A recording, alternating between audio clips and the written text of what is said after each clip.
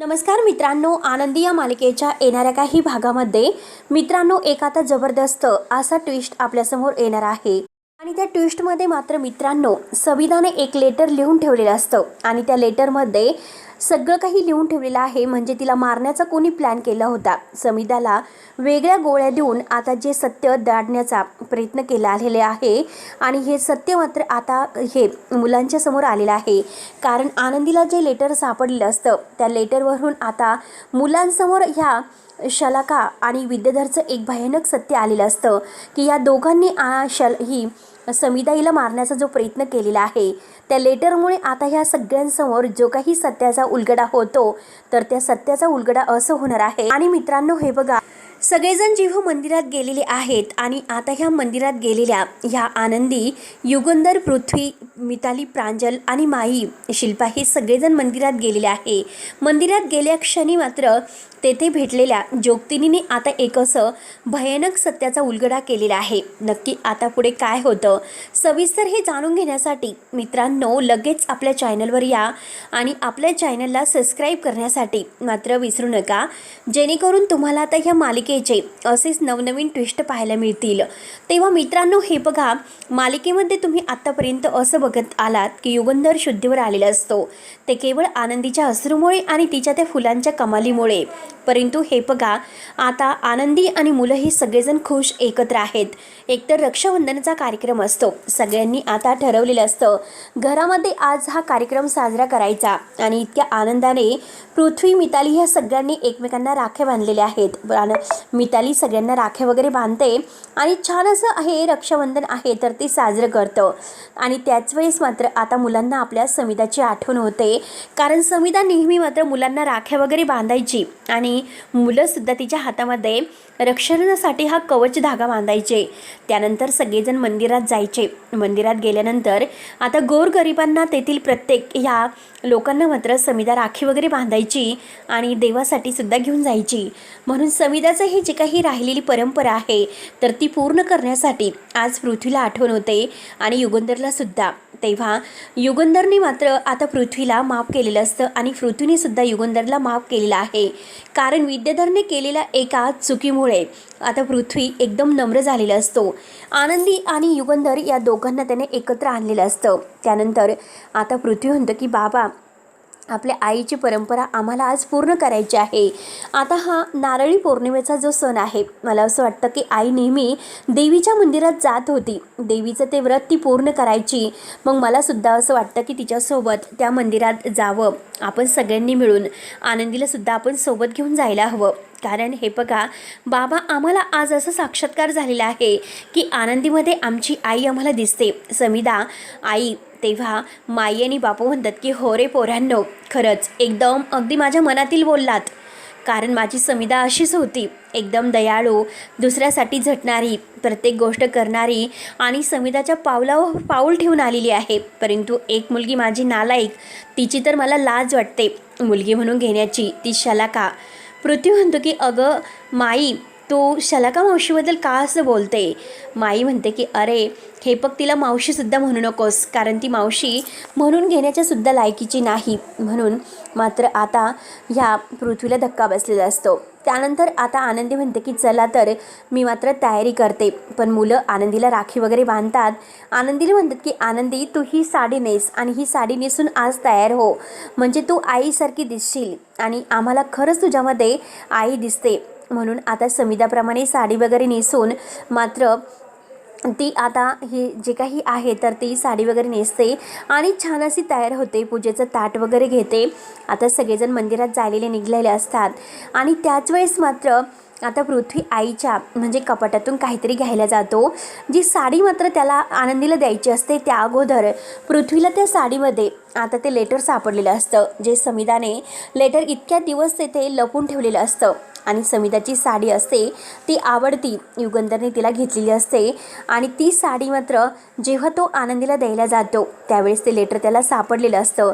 आणि लेटर सापडल्या क्षणी मात्र तो घाईने ती साडी तर देतो, पण त्यानंतर मात्र आता ती साडी वगैरे आहे तर ती साडी देण्यासाठी तो आनंदीकडे येतो आणि आनंदीला ती साडी देऊन लेटर वाचायला जातो. पण तेव्हा त्याला एक खूप मोठा भडशा झालेला असतो आणि आता त्याला इतका मोठा धक्का बसलेला असतो, कारण त्यामध्ये आता समिधाने जे काही लिहिलेलं आहे तर ते वाचून मात्र पृथ्वीला फार मोठा धक्का बसतो. पृथ्वी ते लेटर घेऊन मात्र युगंधरकडे येतो आणि बाबा हे बघा आईचं लेटर, यामध्ये काय लिहिलेलं आहे. बाबा, आत्तापर्यंत आम्ही आईच्या मृत्यूला तुम्हाला जबाबदार धरत आलो, पण आमची खूप मोठी चूक झाली. तो आमचा गैरसमज होता, आम्ही असं करायला नको होतं. परंतु आज ह्या लेटरमध्ये आईने असं जे काही लिहिलेलं आहे, ज्या सत्याचा उलगडा तिने केलेला आहे, तर हे लेटर त्या सत्याचा उलगडा आहे. तेव्हा युगंधर जेव्हा ते लेटर वाचतो तर तेच समिधाचं अक्षर वगैरे असतं आणि त्यामध्ये आता ह्या समिधाने एक गूढ सत्य लपवून ठेवलेलं असतं की तिच्या मरणाला ही शलाका आणि विद्याधर कारणीभूत आहे. त्या दोघांनीच मात्र ह्या समिधाला मारण्याचा प्रयत्न केलेला आहे. समिधा अगदी रडत रडत ते लिहिते की मला माफ करा, परंतु मला हे सत्य सांगावंसं वाटतं, कारण ते दोघं चांगली नाही आणि ह्या दोघांच्या तावडीतून माझ्या मुलांना आणि माझ्या म्हणजे ह्या अगदी इतकं प्रेम करणाऱ्या नवऱ्याला वाचवा, असं काहीतरी तिने खास लेटर कुणासाठी तरी लिहून ठेवलेलं असतं. आणि ते लेटर शेवटी पोरांना म्हणजे पृथ्वीला सापडतं. पृथ्वी हे लेटर आता युगंधरला वाचायला देतो आणि युगंधरला फारच राग आलेला असतो. युगंधर इतक्या रागाने मात्र आता त्या विद्याधरची गचंडी धरतो आणि विद्याधरची गचंडी धरत त्याला म्हणतो की हे बघ, आत्ताच्या आत्ता घराच्या बाहेर हो आणि तुला मी मात्र आता जेलमध्ये देणार आहे. जरीही तुझी रवानगी ह्या जेलमध्ये होणार असली, पण त्या अगोदर शिक्षा मात्र मी तुला देणार आहे. पृथ्वी म्हणतो की बाबा, अगोदर त्याला माझ्या हातामध्ये द्या, कारण त्याने जे केलेलं आहे ना, तर त्या काकाला मी कधीच काका म्हणू शकत नाही. माझ्या आईला संपवण्याचा कट त्यांनी रचला होता. आनंदी म्हणते की पृथ्वी हे बघ, अरे तू शांत हो. आता हे जो व्यक्ती आहे ना, तो इतका नालायक आणि क्रूर आहे. अरे तो माझ्या आयुष्याचं सुद्धा त्याने अगदी बरखास्त केलं, बेरंग आयुष्य केलं. कारण जेव्हा माझं लग्न होतं त्यावेळेस मात्र याने माझ्यासोबत काय काय केलं, पण मालक साहेबांसारखे देवमाणूस माझ्या पाठीशी होते म्हणून माझं आज आयुष्य वाचलं. पण हा नालायक रणाराधम अगदी पापी आहे. तेव्हा पृथ्वी म्हणतो की आनंदी, मला माफ कर, याच्यामुळे मात्र मी तुला खूप काही बोललो आणि आज आमचे डोळे उघडले, पण आमच्या आईच्या मृत्यूला कारणीभूत असणाऱ्या ह्या नराधमाला आणि त्या मावशीला आम्ही नाही सोडणार. काही झालं तरी आज त्या शलाका मावशीला आणि विद्याधरला मात्र आम्ही जेलमध्ये पाठवून राहणारच, नाहीतर आम्ही आता त्याला मारल्याशिवाय राहणार नाही. युगंधरने त्याला खूप मारलेलं असतं आणि युगंधरने मारल्या क्षणी मात्र आता त्याला जेलमध्ये पाठवण्याची सुरुवात केलेली असते. आणि त्याच वेळेस आता धनश्री तेथे येते. धनश्री म्हणते की काय झालं, का मारता माझ्या नवऱ्याला. तेव्हा आता हा विद्याधर धनश्रीवर ओरडतो की धने, तू मध्ये पडू नकोस, हा माझा मामला आहे. तेव्हा आता धनीला त्याने कानामागे ठेवून दिलेली असते आणि जेव्हा धनीच्या कानामागे ठेवून देतो तेव्हा आता धनी म्हणते की तुम्ही आहात त्या लायकीचे. आणि ते लेटर बघितल्यानंतर धनश्री म्हणते की हो, हे खरं आहे, कारण आज ह्या दोघांनीच मात्र समिधा वहिनींना मारलेलं आहे. माझ्या कानांनी यांचं बोलणं ऐकलं होतं, कारण हे दोघं समिधा वहिनीला मारण्याचा प्रयत्न करत होते. त्यांनी असल्या तरी कोणती औषधं आणली होती आणि समिधा वहिनीच्या दुधात ते मिक्स करत होते आणि यांना ह्या निंबाळकरांच्या घराण्याचा प्रॉपर्टीचा मालक व्हायचं होतं. आणि त्या शलाकाला सगळी काही ही म्हणजे या घराची मालकीन होऊन युगंधरच्या आयुष्यामध्ये यायचं होतं, म्हणजे भाऊजींबरोबर लग्न तिला करायचं होतं. यासाठी तिने समिधा वहिनींचा खून केला, म्हणजे त्यांना मारलं.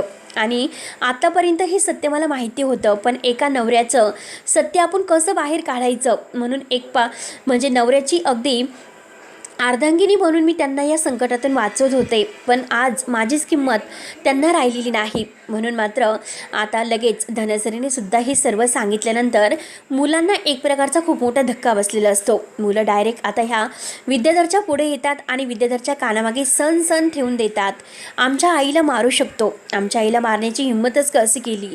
हे सगळं काही झाल्यानंतर आता आनंदी पुढे येते. आनंदी म्हणते की आज याचा मी एक गाल भाजलेला आहे, पण आज मी याला उभा जाणार आहे, कारण समिधा ताईंना मारण्याचा प्रयत्न याने केलेला आहे. त्यांचं घर उजडलं आहे. इतका अगदी मुलांच्या आणि इतक्या आपल्या नवऱ्याच्या प्रेमाछायेत राहणाऱ्या समिधा ताईंना याने कायमचं या घरातून उठवलं. याला अशी नरकात सुद्धा जागा मिळायला नको, अशी जागा याला मिळायला पाहिजे.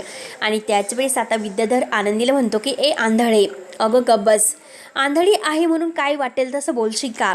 तेव्हा आनंदी आंधळी आहे असं म्हटल्यानंतर युगंधरला फारच राग येतो. युगंधर म्हणतो की काय रे, तुझी हिंमत कशी झाली आनंदीला आंधळी म्हणण्याची. आता हा विद्याधर म्हणतो की अरे मग आहेच तुझी बायको आंधळी, कारण तुझ्या बायकोला काही दिसतं का? तिला काही दिसत नाही. आणि तुला काय माहिती की तुझी बायको आंधळी आहे की कशी आहे. तेव्हा युगंधरला फारच राग येतो. युगंधर मात्र रागाने अगदी लाल झालेला असतो. रागरागाने मात्र त्याची आता इतकी थिरडीच बाहेर काढण्याचं त्याला वचन देतो आणि म्हणतो की हे बघ, आजपासून या घराचे दरवाजे तुझ्यासाठी बंद असतील. आणि त्या शलाकाला सुद्धा ओढतच आणलेलं असतं आणि शलाकाला ओढत आणून सत्याचा पुरावा तिला दाखवलेला असतो आणि तिला तर पोलिसांची जेलची हवा खाण्यासाठी पाठवलेलं आहे. तेव्हा मित्रांनो, आता मात्र आनंदी आणि मुलांनी सगळं काही छान केलेलं असतं आणि त्यात म्हणजे आता त्यांना मंदिरात जाण्या अगोदर हे सत्याचा पुरावा सापडलेला असतो आणि ह्या सत्याचा उलगडा झाल्यानंतर आता शिल्पासुद्धा रागाने ह्या विद्याधरचं थोबाड फोडते आणि आनंदीची माफी मागते. आनंदीला म्हणते की मला माफ कर, खरंच मला माहिती नव्हतं विद्याधर आणि शलाका इतक्या नालायक म्हणजे वृत्तीचे आहेत. त्यामुळे हे बघ, किती काही झालं तरी आज मला तुझी किंमत समजली. म्हणून शिल्पाने तिची माफी मागितलेली असते आणि या घरची सून म्हणून आनंदीचा स्वीकार केलेला असतो. तर मित्रांनो, आता पुढे नक्की काय होईल बघायला विसरू नका. तोपर्यंत धन्यवाद.